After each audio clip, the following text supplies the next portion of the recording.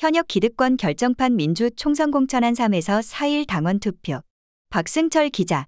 더불어민주당 공천 TF팀이 마련한 특별당규 22대 국회의원 선거 후보자 선출 규정 제정안에 대한 당원 투표가 오는 3일과 4일 실시된다.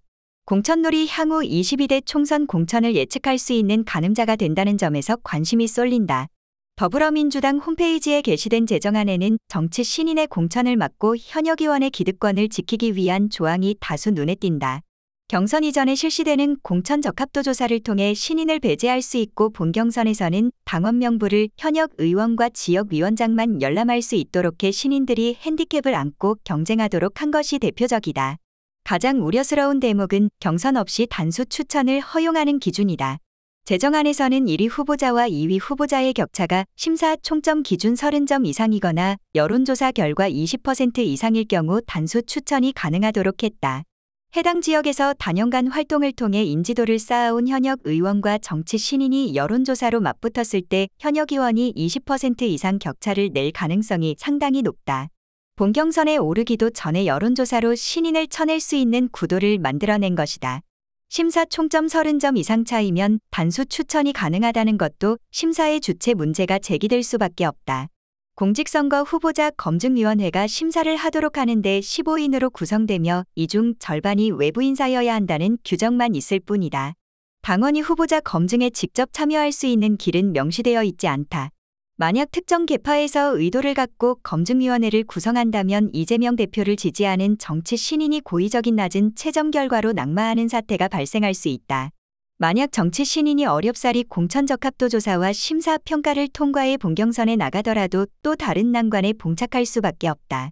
본경선은 국민참여 경선을 보장하기 위해 안심번호 여론조사 50%, 권리당원 투표 50%로 설계되어 있다.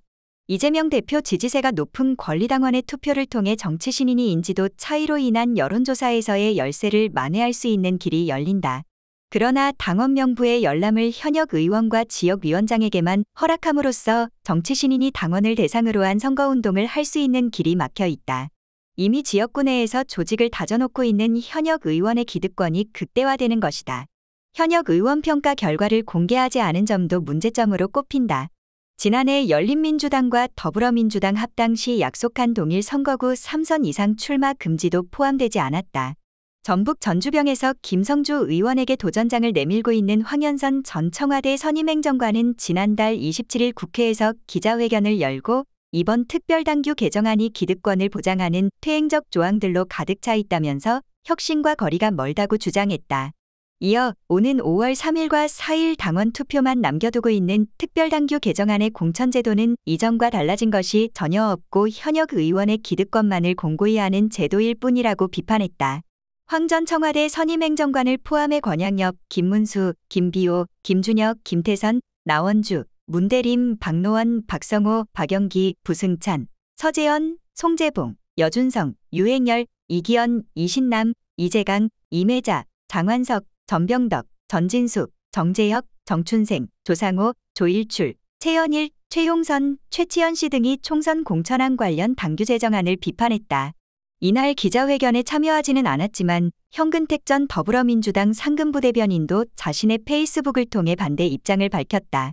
개혁 성향 초선이 많은 비례대표 현역 의원이 기존 지역구 현역 의원의 선거구에 도전할 때도 정치 신인과 마찬가지로 불이익을 받아야 한다. 확정된 것은 아니지만 현재 김병죽, 김희겸, 양이원영, 최혜영, 양경숙, 이수진, 권인숙, 유정주, 전용기, 김경만 의원 등이 이미 출마를 공식 선언했거나 경선을 준비하고 있다. 또 다른 문제점은 호남의 맹주로 꼽히는 이낙연 전 대표와 정세균 전 총리의 기득권을 지키기 위한 조항이다.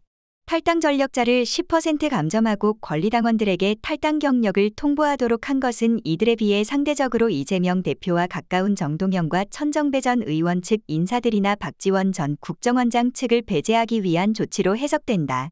지난해 6일 지방선거 당시 정치적 통합 효과를 극대화하기 위해 과거 국민의당 출신 인사들에게 감점 등 불이익을 삭제했었는데 이번 총선에서 이러한 감점 조항이 되살아난 것이다. 이는 호남에서 이낙연계와 정세균계를 배려한 것이라는 비판이 나오고 있다.